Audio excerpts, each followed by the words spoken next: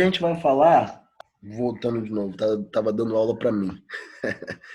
Bom, hoje a gente vai falar sobre a primeira lei de Mendel, tá? Que a gente conhece também como monohibridismo. Deixa eu dar só alguns recados antes, tá? Essa aula aqui eu não sei como é que vai ser agora, que eu admiti vocês agora para entrarem na sala. Então eu não sei quanto tempo a gente vai ter, tá? Mas se cair, eu vou criar uma outra sala, vou mandar o código para vocês entrarem de novo, tá? Não vai ser demorado, não. Eu acho que a gente vai conseguir otimizar bem o nosso tempo. Bom, então se cair, é porque acabou o nosso tempo, e aí eu crio uma outra sala e mando o acesso para vocês de novo, lá pelo WhatsApp, pelo Classroom. E outra coisa, aqui onde eu moro, sou morador de favela, com muito orgulho, tá? Amo morar onde eu moro, tenho muito orgulho disso, mas a internet aqui, não é que ela é inconstante, a internet é até boa, mas a luz, ela de vez em quando ela cai, tá? E a gente está tendo problema com isso aqui.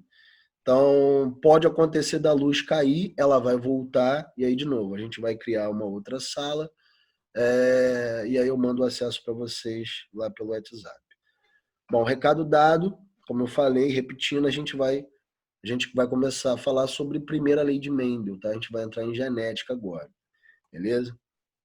Então, esse slide aqui, eu não sei nem por que eu coloquei, deveria ter tirado, que a gente vai retornar esse tema do neodarwinismo lá quando a gente falar sobre evolução, tá? Se cair a live, gente, me mandem aqui pelo Zap, tá? Me mande no privado, por favor, porque eu não sei como é que, quando cai, eu não sei como é que isso acontece. Bom, então o neodarwinismo, ele é uma junção das ideias de Mendel, tá? Com as ideias de Darwin, tá? Então lá, a Darwin, ele tinha as teorias darwinistas dele, né? Que era todos os indivíduos, as espécies que existem, vieram de um ancestral em comum, que a gente chama de descendência com modificação, tá? Só que Darwin não conseguia explicar como que se dá essa transferência, né, de caracteres. E foi o que Mendel conseguiu explicar. Então, o neodarwinismo é uma junção das ideias de Darwin com as ideias de Mendel, tá? Mas a gente vai explicar isso em outro momento, quando a gente for estudar sobre evolução, tá? Bom, primeiramente, desde que nós existimos, a gente tem essa curiosidade de saber como que existem uma diversidade enorme na nossa espécie, não só na nossa espécie, como também nas espécies dos outros, dos outros seres vivos, né? Na população de outros seres vivos, tá? Então, como é que existe essa grande diversidade? Por que que eu sou tão diferente do Nilo? Por que que a Camila ela é tão diferente da Stephanie? Por que que se dá essa diferença, tá? E outra coisa, quais fatores são fatores responsáveis pela transmissão das características hereditárias de pais para filhos, né? Então, por que que eu tenho algumas características do meu pai e eu também tenho algumas características da minha mãe? Então, como é que se dá essa transmissão de caracteres, tá? Então, um dos primeiros estudiosos que estudaram esse assunto foi Gregor Mendel. Ele era um padre, né? Um monge, na verdade, não sei qual é a diferença disso, mas ele era um monge anglicano, se eu não me engano, tá? E ele começou a estudar com ervilhas, tá? Essa transmissão de características hereditárias. Na época de Mendel, como vocês bem sabem, Mendel nasceu por volta de 1600 e alguma coisa, tá? Então a gente já não estava mais na Idade Média, a gente estava lá na Idade Moderna. Mas na Idade Moderna, me corrijam se eu estou falando errado, não sou muito bom de história não, mas na Idade Moderna a Igreja Católica ainda tinha uma força muito grande, tá? E tudo era baseado, né, todos os fatos eles eram baseados de acordo com a Bíblia, né? Ou de acordo com Deus. Então essas características são transmitidas porque Deus quis assim, tá? Porque Deus criou a humanidade e colocou informações no pai, informações na mãe, e essas informações se cruzaram, tá? Então, tudo era explicado pela religião, por essa força que a Igreja Católica tinha. Bom, mas Mendel, né, como ele tinha tempo vago para estudar essas coisas, ele começou a estudar essas características nas ervilhas. E por que ele escolheu, por que Mendel escolheu ervilhas? Basicamente porque as ervilhas elas possuem 7 características bem marcantes, tá? Então, por exemplo, a primeira característica marcante, a forma da semente. Então, a gente aqui, ó, a característica dominante, que a gente vai ver o que é, na forma da semente, é a característica a forma lisa. Tá? E a característica recessiva é a característica rugosa, a forma rugosa. Tá? A gente tem outra característica marcante, né, que é a cor da semente, amarelo e verde, né, a cor da casca da semente, cinza ou branca, enfim. A gente tem várias características nas ervilhas que a gente consegue dicotomizar, que Mendel conseguiu dicotomizar ou diferenciar, e assim ele descobrir, né? Se eu cruzar uma ervilha que possui característica cor da semente amarela com uma ervilha de cor verde, se eu cruzar essas ervilhas, a prole dessa ervilha, a geração F1, vai vir de que cor? A semente dela, a cor da semente dela vai vir de que cor? Será que vai vir amarela? Será que vai vir verde? Será que vai vir azul? Será que vai vir rosa? Né? Enfim, qual será a cor dessa ervilha? Bom, para a gente chegar nessa conclusão, a gente tem que saber alguns nomes importantes, tá? Então, por exemplo, característica dominante. O que é uma característica dominante? É quando eu tenho uma determinada característica, um determinado fenótipo, né, que é expresso.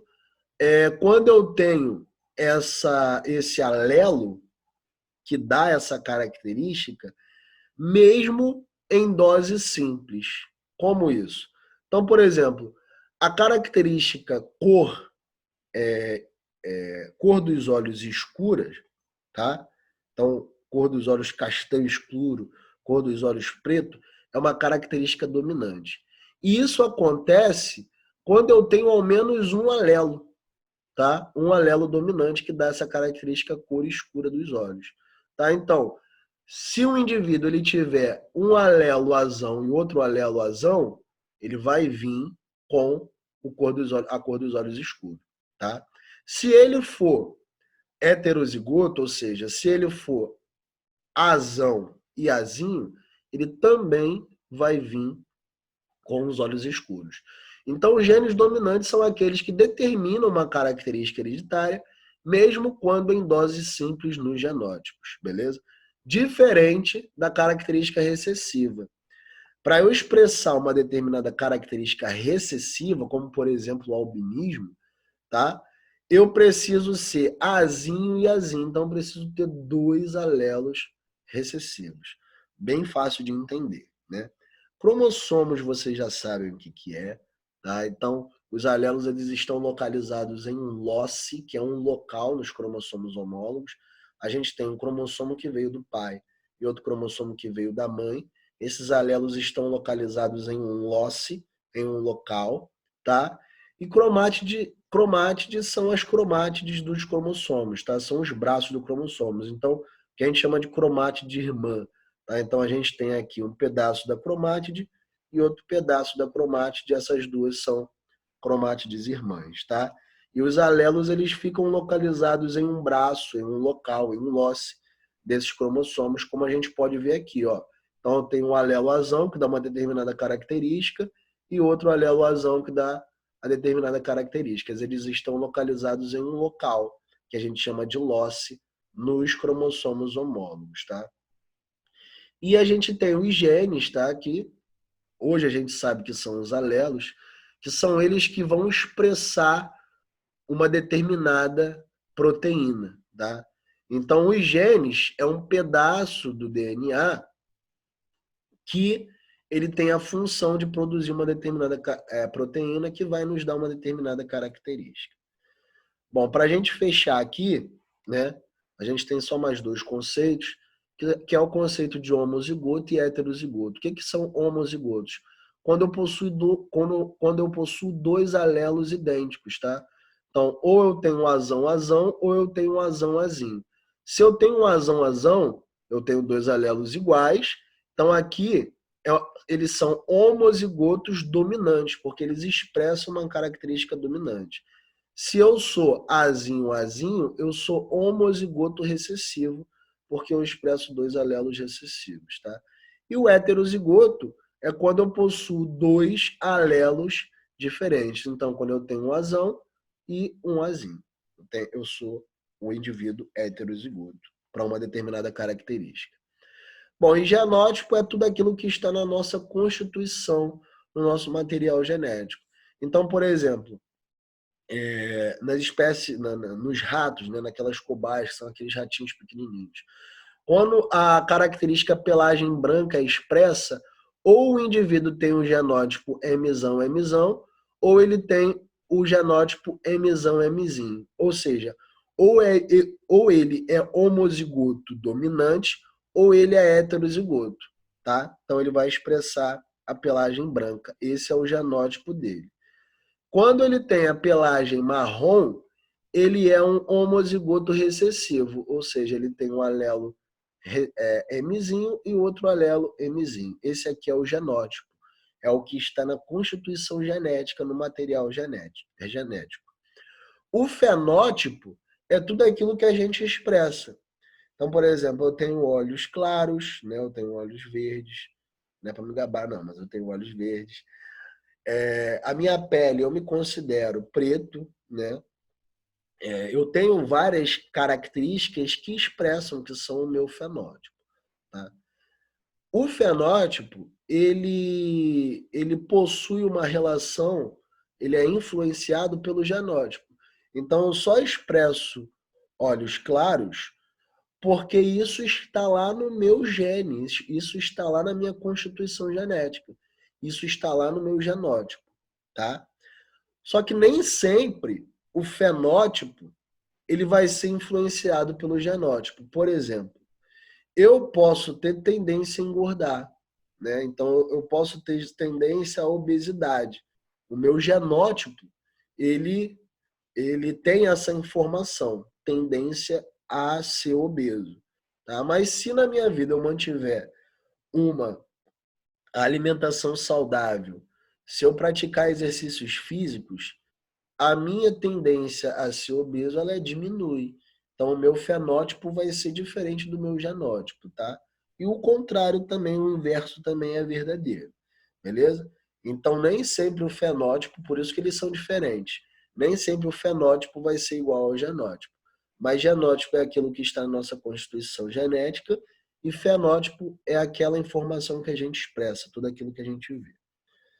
Bom, enfim, nós vamos chegar aos estudos de Mendel, né? Como nós já explicamos anteriormente, como que Mendel ele conseguiu explicar essa transferência de informação, tá? Então ele pegou, né, um indivíduo, uma ervilha com a cor da semente verde e outra ervilha com a cor da semente amarela e cruzou.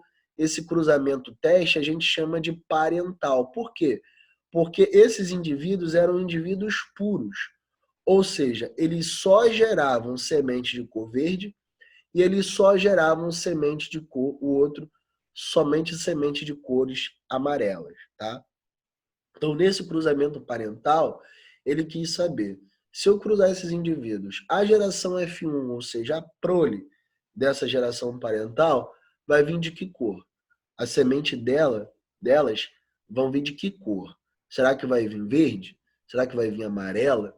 Será que vai vir 100% verde e 100% amarela? Será que vai vir 50% verde e 50% amarela? Será que vai vir azul? Será que vai vir rosa? Será que vai vir vermelho? Vamos ver o que veio. Bom, então, nessa geração F1 vieram 100% de ervilhas amarelas, tá? Então Mendel ficou encucado. Aonde que a característica verde foi parar? Tá? Por que será que ela sumiu? Então, o que ele fez para descobrir isso? Ele pegou essas ervilhas da geração F1 e autopolinizou essas ervilhas, fez uma autopolinização. E descobriu que a prole, a geração F2 dessas ervilhas, a característica verde reapareceu aqui, ó, só que em proporção menor, tá? Então aqui, ó, de 4 ervilhas, Mendel verificou que 3 dessas ervilhas eram amarelas e uma ervilha era verde, tá? Então 75% de ervilhas amarelas e 25% de ervilhas verdes. Então Mendel estudou, ele foi pensando por que isso aconteceu, tá? Então ele criou esse quadro de Punnett ou Punnett. Bom, nem sei se foi Mendel que criou esse quadro, não sei se ele tem esse nome porque o criador foi Punnett ou Punnett, tá? Mas o que a gente tem que entender aqui é o seguinte, que esse quadro consegue explicar para a gente por que lá na geração F1 de Mendel, das ervilhas de Mendel, vieram 100%, foram geradas 100% de ervilhas verdes, tá? Que Mendel pensou o seguinte, desculpa, amarelas. Mendel pensou o seguinte, se foram geradas na geração F1 100% de ervilhas amarelas, essa característica, a gente pode inferir que essa característica é uma característica dominante, porque a característica verde sumiu, então a característica cor amarela da semente é uma característica dominante. Então ele colocou aqui, lá para a geração parental, para os indivíduos amarelos, azão. Então são homozigotos dominantes, tá? E a característica verde, ao contrário, são homozigotos recessivos. E cruzou, tá? Então eu cruzei aqui um azão com azinho, gerei azão. Outro azão com azinho, azão e azão. Por isso que aqui a gente explica, Mendel explicou, por que vieram 100% de ervilhas amarelas. Porque essa característica é uma característica dominante, o amarelo, e 100% da geração parental, da geração F1, né, ela teve o genótipo dela heterozigoto, tá? Então, como eu tenho um alelo dominante, ele vai expressar essa característica dominante, que é a cor amarela, tá? E eu também explico por que na geração F2 veio essa proporção de 75% de ervilhas amarelas e 25% de ervilhas verdes. Porque quando eu cruzei indivíduos heterozigotos, azão, eu vou ter um azão, cruzando aqui, ó, azão com azão. Eu vou ter dois azão, ó, azão, tá? Então eu tenho dois heterozigotos e eu tenho um homozigoto recessivo, ó, azinho, coloquei aqui, ó, azinho. Então, cruzando dois indivíduos heterozigotos, eu vou ter um homozigoto dominante, dois heterozigotos e um homozigoto recessivo, tá? Então, por isso que eu tenho 75% de ervilhas amarelas e 25% de ervilhas verdes, tá? Então, isso aqui é tudo que a gente explicou, resumindo, tudo que a gente explicou na nossa aula, tá? Estudem esse slide quando vocês forem pegar lá no Classroom. E esse memezinho aqui é bem interessante, né? Que eu quero que vocês expliquem por que o Alex ele tá desconfiado. Desculpa aí, tá, Alex? Não é piadinha contigo, não. Por que o Alex ele não pode ser pai do Júnior, né? Ele tá bem desconfiado aqui, a mãe tá com uma cara meio tensa também. E o carteiro tá aqui, não sei se eu entro, se eu não entro. Será que eu vou causar algum conflito? Então, depois lá no WhatsApp ou no Class, vocês me mandem a resposta, tá? Por que o Alex não pode ser pai do Júnior? Tadinho do Alex. Bom, Seguindo esses ensinamentos de Mendel, a gente também pode descobrir qual a proporção, por exemplo, se eu, né, eu não sou albino. A característica albina é uma característica recessiva, como nós já falamos. Então, se eu não sou albino e a minha esposa ou a minha namorada também não é albina, qual a chance de eu gerar um filho meu albino? E isso é muito comum, não sei se vocês conhecem exemplos, casos assim, na família ou amigos, que um casal que não possui a característica albina, ele gera um filho albino, tá? Isso não acontece só nos humanos, acontece em outros animais também, né? Então, pela lei do monohibridismo, pela primeira lei de Mendel, a gente consegue explicar disso. Então, ó, eu tenho casamento de pais que não possuem a característica albina, tá?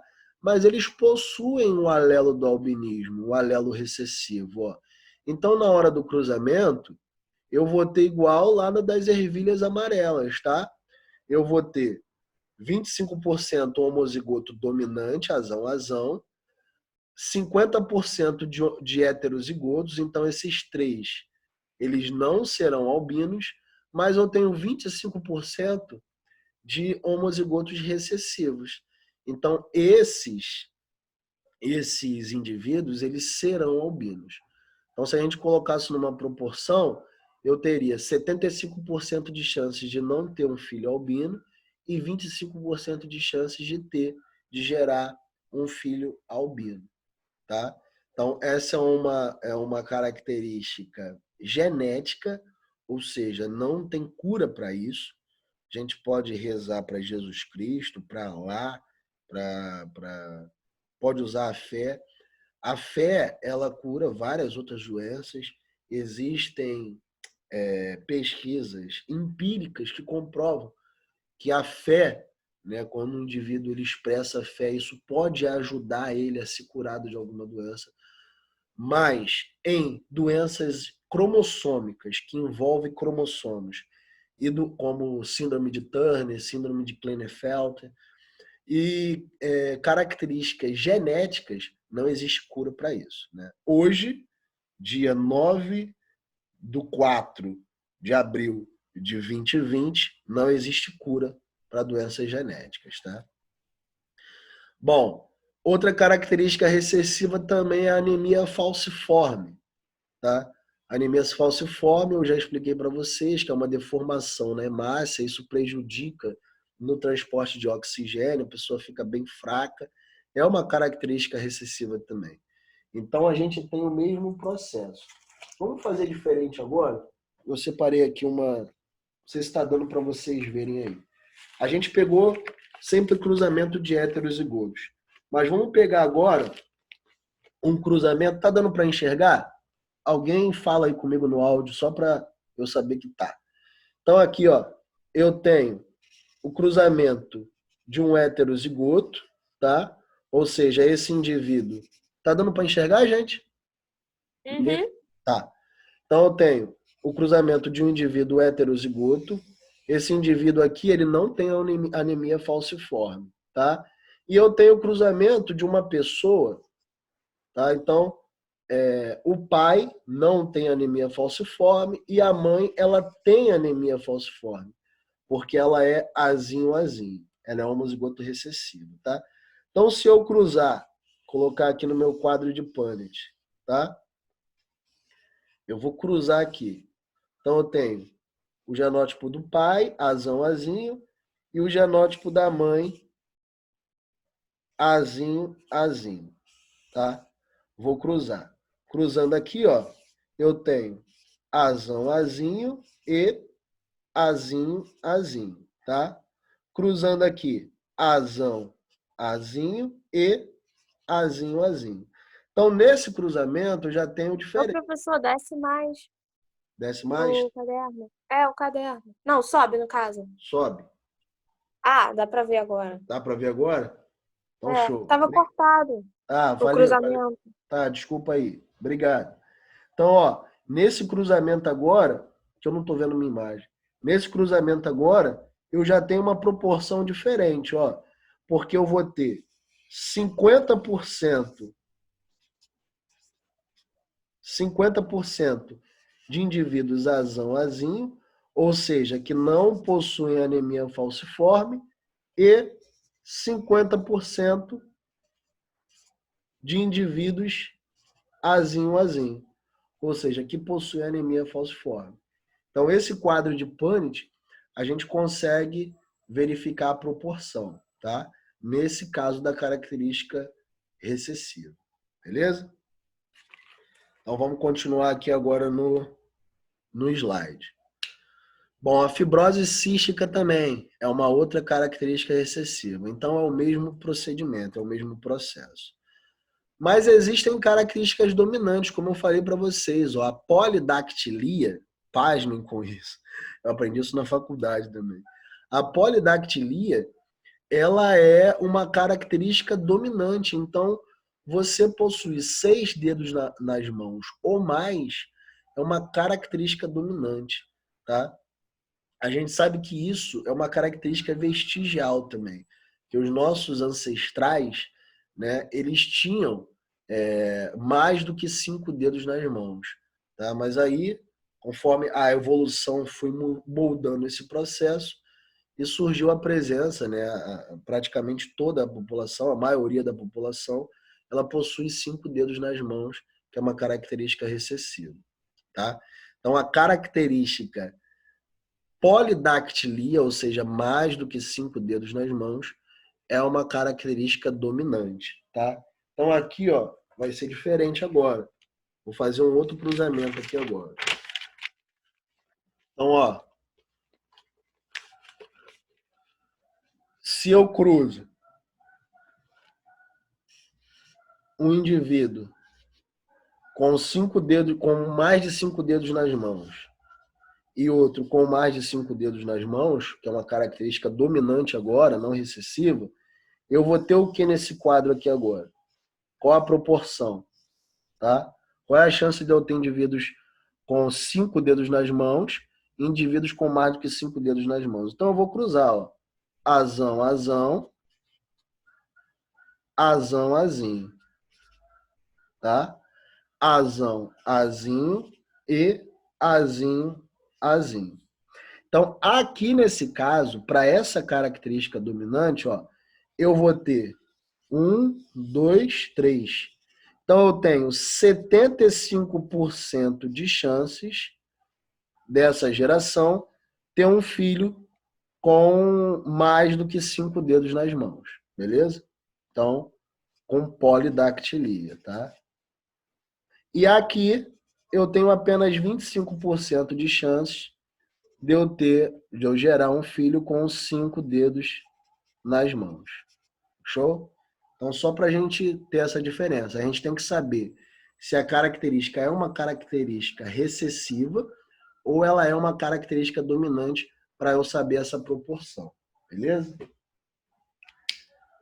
Bom, existem outras características dominantes, como algumas doenças graves, como a doença de Huntington, desculpa meu inglês, que é uma característica dominante, uma doença grave, tá? Que existe majoritariamente na Europa, tá? Que é uma degeneração no sistema nervoso, a pessoa começa a definhar, né? E até morrer, uma doença bem triste, tá? E é uma característica dominante. E a pessoa nasce bem, passa a juventude dela bem, a fase adulta dela bem, mas isso só surge na velhice, né? Então, quando a pessoa vai chegando na terceira idade, ela vai degenerando. Essa é uma característica dominante, tá? Então é a mesma proporção, o mesmo conceito que a gente usou lá para polidactilia também, tá? Então aqui eu coloquei para vocês características dominantes. Então, ó, cabelo escuro é uma característica dominante, lábios grossos é uma característica dominante, tá? Calvície é uma característica dominante, tá? Então, se o meu pai é calvo ou minha mãe é calva, né, eu tenho grande chance de ser calvo também. Olhos escuros, como a gente já viu. e características recessivas, tá? Olhos claros, cabelo louro, lábio fino, tá? Ser canhoto é uma característica recessiva. Tipo sanguíneo negativo é uma característica recessiva, tá? Então aqui eu deixei para vocês estudarem depois. Não precisa ficar decorando essas coisas não, é só uma curiosidade. Bom, esse exercíciozinho eu vou deixar para vocês resolverem, tá? Se quiserem, coloque a resposta lá para mim, lá no grupo, tá? Ou me mandem fotos no privado com a resposta, beleza? Mas tentem fazer, só essa questão, show? Então essa foi a primeira lei de Mendel. Vou ver se dá para a gente dar a segunda aula aqui agora, tá? Se não der, como eu falei, a gente vai abrir uma outra sala, tá? Eu vou mandar o acesso para vocês depois. A gente vai falar agora um pouco sobre biotecnologia, tá? O que é a biotecnologia? Deixa eu tentar compartilhar aqui o livro com vocês, que o livro de vocês ele vem explicando muito bem, tá, gente? Podem estudar pelo livro, porque ele ele tem uns textos bem legais e ele também dá uns exemplos bem bons, tá? Então aqui, ó, vocês estão conseguindo ver a tela do livro? Eu estou no portal Eleva, tá conseguindo enxergar o livro, né? Então aqui, ó, esse primeiro texto do livro de vocês, ele vem explicando muito bem sobre o que é a biotecnologia, tá? Então, a biotecnologia são engenharias genéticas, tá? São engenharias técnicas que nós humanos utilizamos, tá? Para uma determinada função, né? Então, hoje, por exemplo, como nós vamos ver, a insulina, ela antigamente, a gente extraía a insulina do pâncreas de porcos, tá? E além de ser uma técnica... Alguém está me mandando mensagem aqui, deixa eu ver. Tá. Depois eu vejo a mensagem, tá, Chuchu? Só para a gente não perder tempo. Então, antigamente, a insulina ela era extraída do pâncreas de porcos, tá? Além de ser um método bastante ruim, né? Porque a gente teria que matar vários porcos, a gente conseguia uma quantidade bem pouca de insulina. Hoje, com algumas técnicas de biotecnologia, né, a gente consegue extrair insulina de bactérias que são produzidas em laboratórios. A gente consegue uma quantidade grande de insulina, né, com indivíduos bem pequenos como bactérias, tá? Então, basicamente é isso. A biotecnologia é um avanço tecnológico, tá? E essas técnicas são utilizadas, né, por organismos e sistemas biológicos para a fabricação ou modificação de produtos que serão essenciais para a população humana, tá? Então, ó, o Nilo saiu e entrou de novo. Show.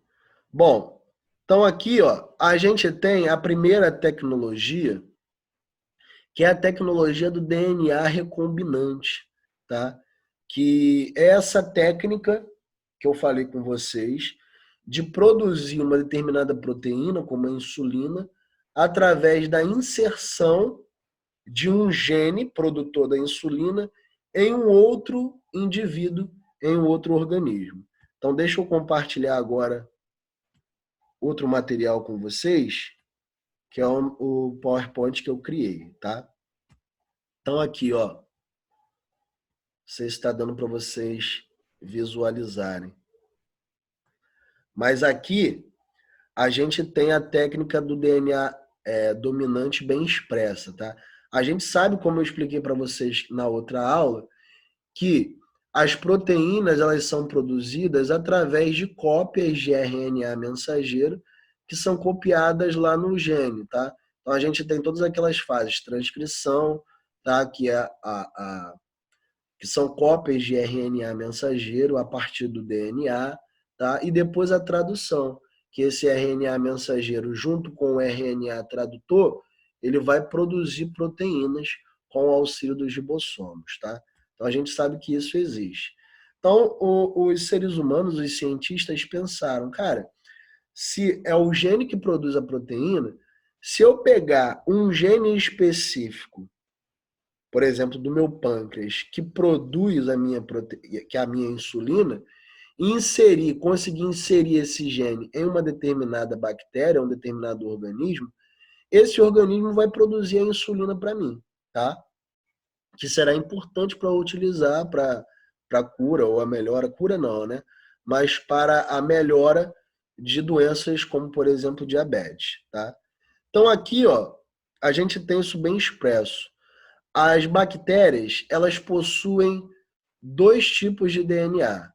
Um DNA cromossômico, que a gente chama, e um DNA que a gente chama ele de plasmídio, que é um material genético aonde as bactérias elas produzem as proteínas dela, tá?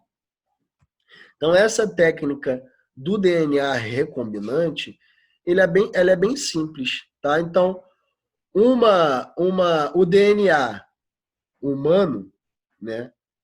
Ele é mexido. Então eu vou lá no meu gene que está lá no meu DNA, tá? No gene responsável para a produção de insulina e insiro esse meu gene no plasmídio da minha bactéria, tá? Então eu vou utilizar proteínas de restrições que vão cortar desse DNA da bactéria e o DNA humano, e eu depois vou utilizar uma enzima chamada de DNA ligase, que irá ligar o DNA humano, o gene humano, que produz a insulina, com o DNA, o plasmídio da bactéria. Então, esse DNA inserido na bactéria, ó, esse slidezinho está bem explicativo para vocês. Eu utilizo enzimas de restrição, que vai quebrar esse meu DNA, tanto o DNA humano quanto o DNA da bactéria, na parte específica, no gene específico para a produção de insulina. E depois eu vou utilizar o DNA ligase para eu ligar esse DNA humano com o DNA, com o plasmídio da bactéria.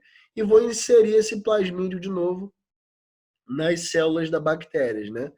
Então, as bactérias, a partir do momento que elas vão se multiplicando, elas vão produzindo a insulina para a gente, tá? Então, essa é a técnica do DNA recombinante, que é uma técnica bastante importante para a medicina, tá?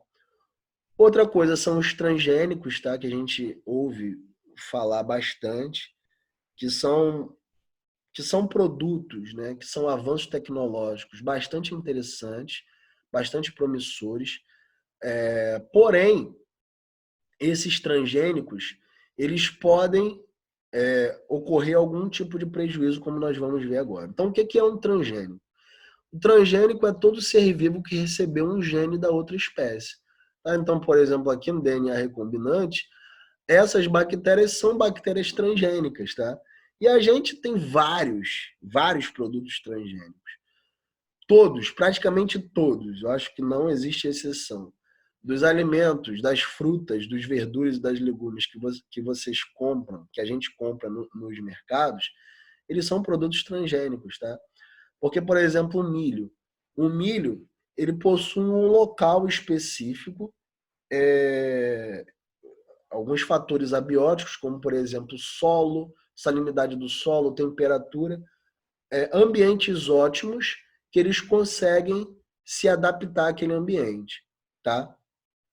Com a técnica dos transgênicos, eu consigo plantar milho em vários locais, seja em solo com baixa estresse hídrica, seja em ambientes áridos, seja em ambientes chuvosos.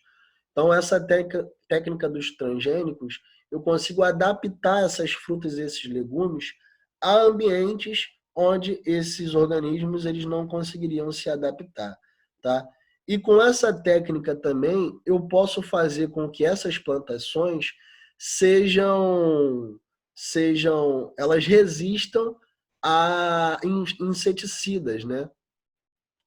Ou pesticidas.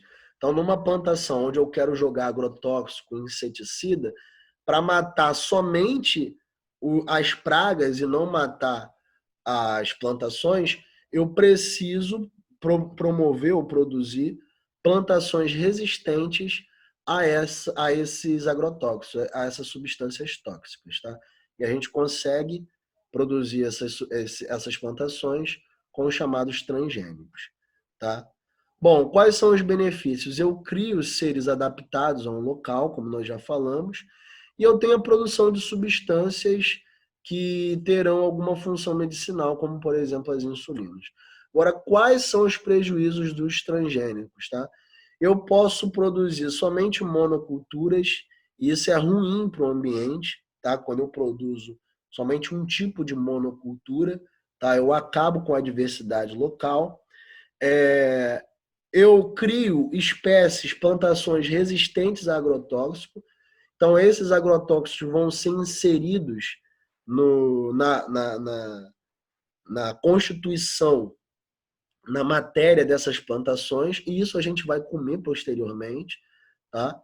Então, quando a gente cria plantações resistentes a agrotóxicos, a gente está se envenenando, né? Porque essas plantações não vão morrer, mas elas vão acumular agrotóxico ali na sua constituição, tá? E eu tenho também alterações ecológicas, porque essas espécies são transgênicas. Elas são espécies mutantes. O que que isso pode influenciar no ambiente, tá? Então, se um polinizador polinizar uma espécie mutante, um transgênero, e polinizar uma espécie natural, o que que isso pode gerar, tá? A gente não sabe. Então, esses são os prejuízos dos transgênicos, tá? A clonagem, como a gente viu lá na ovelha Dolly, tá? A gente tem algumas restrições bioéticas, tá?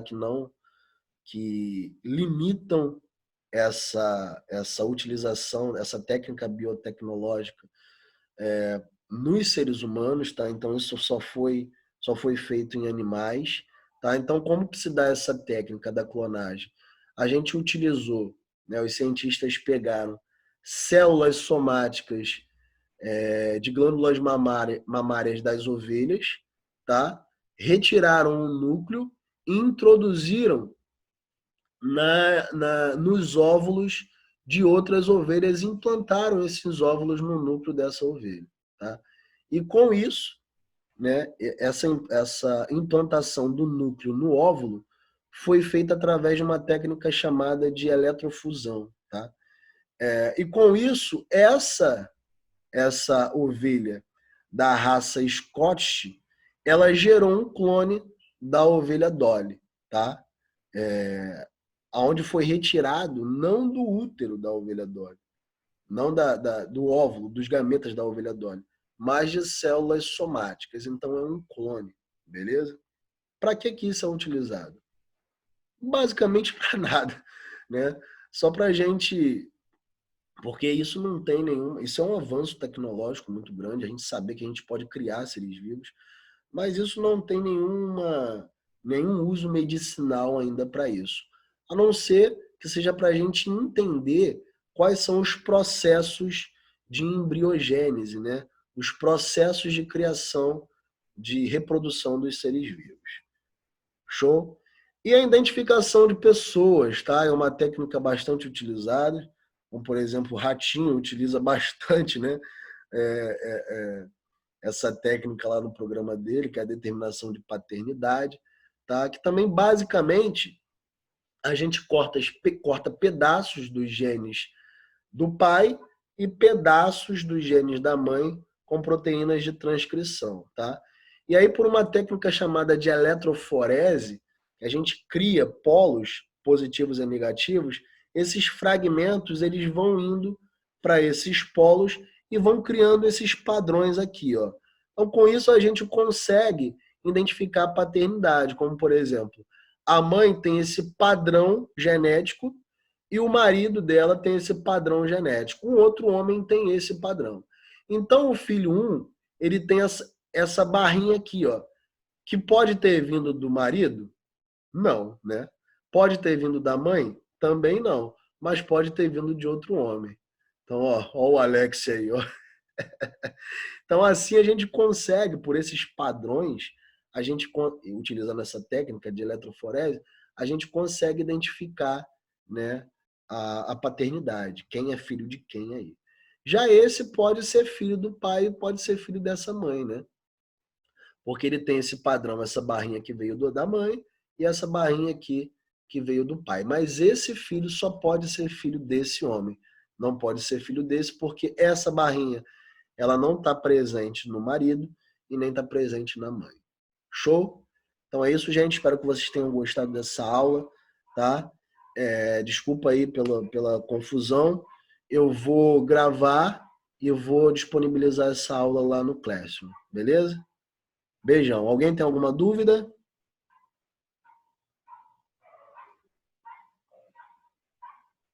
Eu tenho, professor, rapidinho. Pode falar. Então, era do primeiro. Eu coloquei no chat, mas eu não sei se o senhor conseguiu ver. Eu coloquei assim. Pode ser, então, heterozigoto dominante, a polidactilia. E também além do homozigoto dominante. E isso vale para todas as características que são dominantes? Todas as características. Todas as características.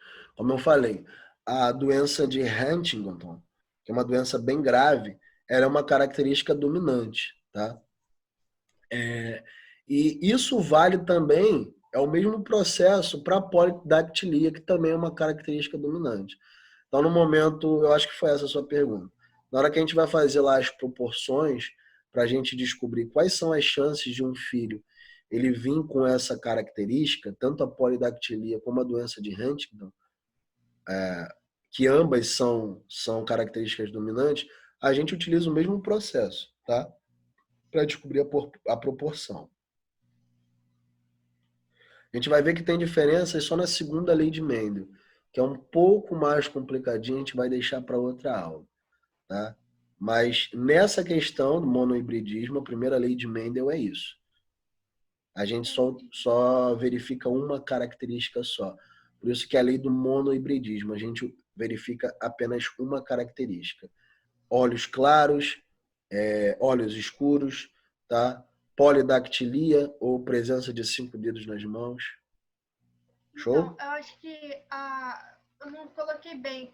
Eu entendi essa parte, mas assim, para ser heterozigoto dominante também continua sendo a característica, não muda, né?